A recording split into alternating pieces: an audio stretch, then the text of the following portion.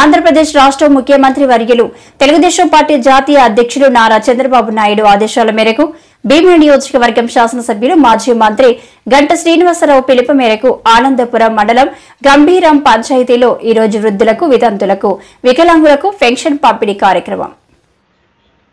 సచివాలయం సిబ్బంది, వీఆర్ఓ మరియు panchayat secretary, digital assistant Dilip, VR Anand, కూటమి సభ్యులు ఆధ్వర్యంలో ప్రతి ఒక్కరికి పెన్షన్ ని అందించారు. ఈ సందర్భంగా జనసేన పార్టీ మండల మీడియా కోఆర్డినేటర్ చల్లా రామిరెడ్డి అలియాస్ సుబ్బు మాట్లాడుతూ, రేపు ఆదివారం కాగా ప్రభుత్వ ఉద్యోగులు సెలవులో ఉంటారని, ప్రియతమ ముఖ్యమంత్రి ముందుగానే గ్రహించి ఒక రోజు ముందు పెన్షన్లు అందించడంపై హర్షం వ్యక్తపరుస్తున్నానని, అదేవిధంగా మా కూటమి ప్రభుత్వంలో అర్హులైన ప్రతి ఒక్కరికి పెన్షన్లు అందించే విధంగా ముందు మరిన్ని కార్యక్రమాలు చేపడతామని ఈ సభాముఖంగా తెలియజేశారు.